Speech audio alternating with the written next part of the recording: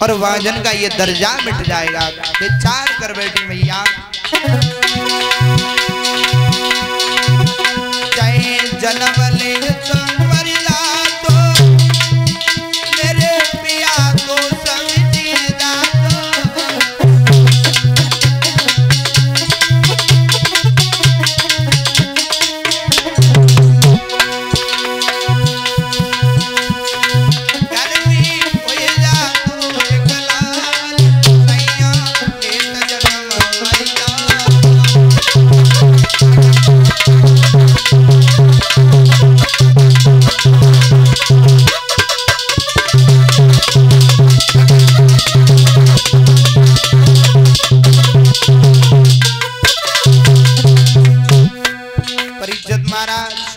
कभी कल्पना कर रहा है, हम नहीं कह रहे इस चीज को।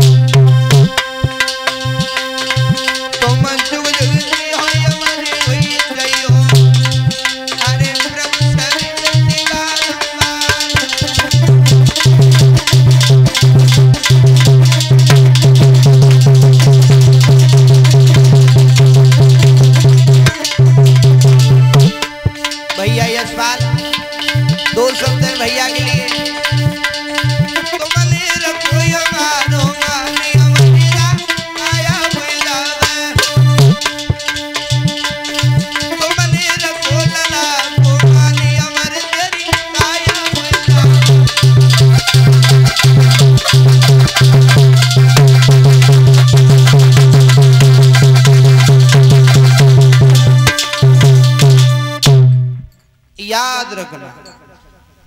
महाराज हरिश्चंद्र कहने लगे तारा पागल मत बनो, ये चीज हमारे और आपकी जब किस्मत में होगी जब ही मिलेगी, उससे पहले मिलने वाली नहीं है। और बात ये भी सही है कि समय से पहले और किस्मत से ज्यादा कभी किसी को कुछ प्राप्त हुआ ही नहीं। देखा होगा आपने, एक काम को गांव में 4 व्यक्ति करते हैं, काम एक है करने वाले 4 हैं। तो कोई व्यक्ति बेचारा 10 साल से लगा लेकिन उसे कामयाबी नहीं मिल रही, कोई बेचारा 5 साल से लगा तभी उसे कामयाबी मिल गई, और किसी ने अगर 2 महीना कर लिया तो उसे कामयाबी मिल गई। ये सब समय और किस्मत की बात होती है। महाराज हरिश्चंद्र ने मैया तारा को बहुत समझाया, हरिश्चंद्र कहने लगे तारा पागल मत बनो, चिंता करने से कुछ नहीं होता, चिंता करने से प्राणी का कभी दुख दूर नहीं होता बल्कि आयु कम हो जाती है तारा। लेकिन याद रखना माताएं हमारी जो होती हैं कछु ज्यादा कमजोर हृदय की होती है, उनके मन में जो बात गूंज गई वो गूंज गई है। अगर उन्हें पता लग गई कि गांव में अगर आज पूजा है काऊ देवता की, जात से मतलब ना है कौन से देवता की, अगर एक पड़ोसन कर रही है तो सब करवे में लग जाती है। और गांव में अगर कोई साधु आएगा वो पीले कपड़न वालों को कुछ जानते हो चाहे न जानते हो, बने हाथ देखो, अगर धोखे उसे एक मैया को ठीक सी बात बताए दी तो सब मैया वही बात के पीछे लग जाती, बाबा जी बोल नहीं के भगवान कसम बाकी सब बातें उन्हें धरी हुई बातें बताए दी, धरी हुई बातें, ये कुछ नहीं, ये सब मेरी नजर में बेकार है, ये ढोंग है। याद रखना भागवत श्रोता। मैया तारा रोने लगी, हरिश्चंद्र बोले तारा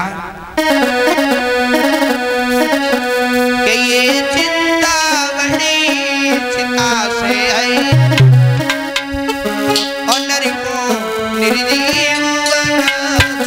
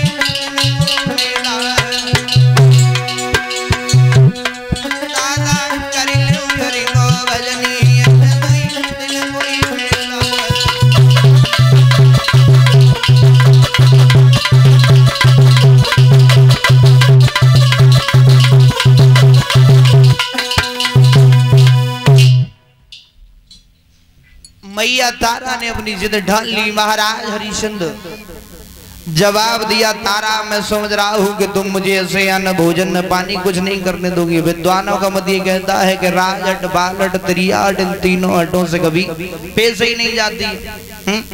ऐसी बात नहीं है कि ये बात बिल्कुल झूठ हो, झूठ नहीं है, हकीकत में बिल्कुल सही है। भागवत श्रोता मैया तारा ने अपनी जिद ढाल ली, महाराज हरिश्चंद्र को विवश कर दिया। हरिश्चंद्र रोते हुए आज पुत्र के वियोग में महाराज हरिश्चंद्र रोए हैं कि घर पर एक पुत्र नहीं है।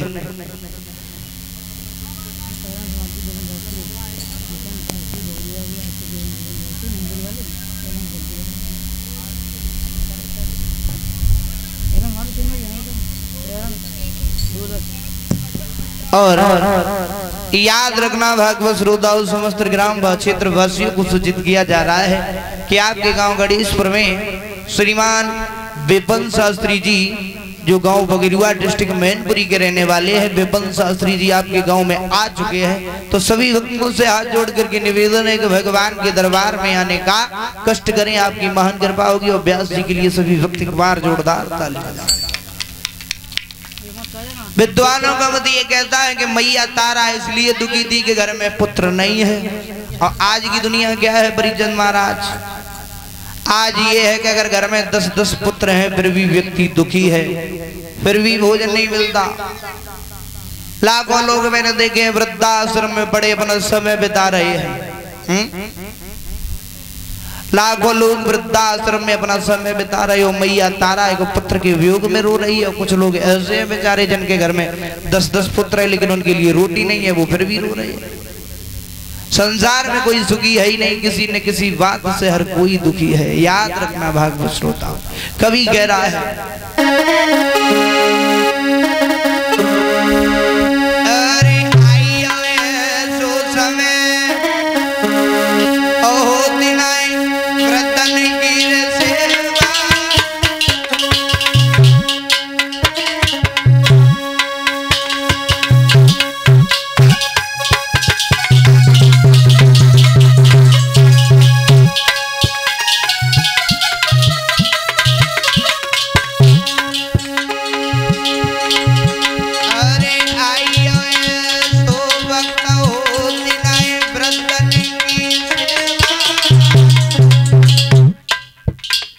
महाराज।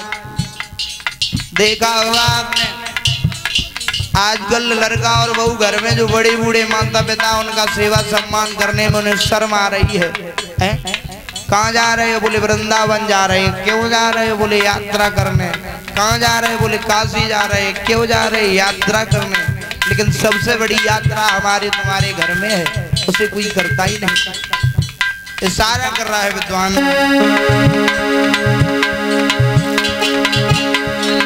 अरे होत नहीं व्रतन की सेवा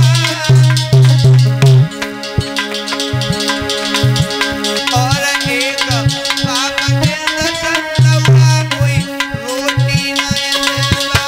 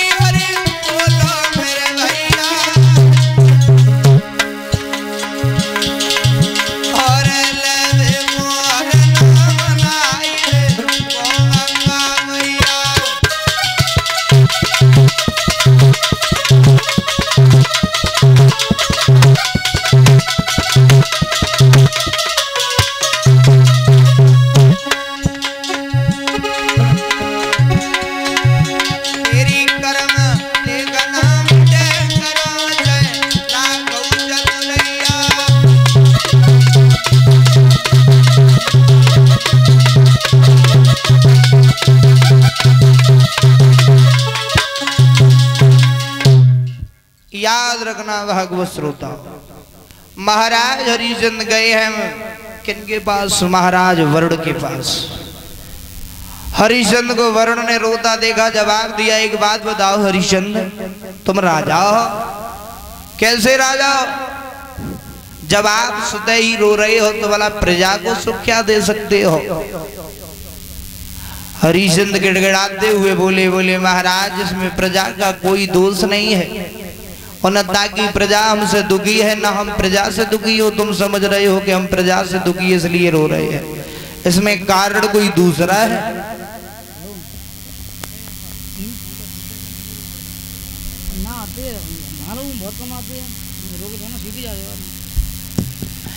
याद रखना, जवाब दिया महाराज, रोने का कारण कोई और है। बोले क्या है? बोले हमारे घर में पुत्र नहीं है, इसलिए हमारी रानी तारा व्याकुल है, बेचैन है, और पुत्र न होने की वजह से हमें भी दुख है, हम इसलिए रो रहे हैं। वरुण कहने लगे पुत्र नहीं है तो यहाँ तक क्यों आए हो? बोले हम यहाँ तक इसलिए आए हैं कि आपके पास जो भी दीन दुखी आता है, मैंने सुना है कि वो बेमुख लौट के यहाँ से नहीं जाता। बोले ये बात तो ठीक है, बेमुख लौट के नहीं जाता, लेकिन तुम्हारी किस्मत में संतान है ही नहीं, भला हम तुम्हें दें कहां से? बोले महाराज ये तो तुम बिल्कुल गलत कह रहे हो, बड़ी लंबी लंबी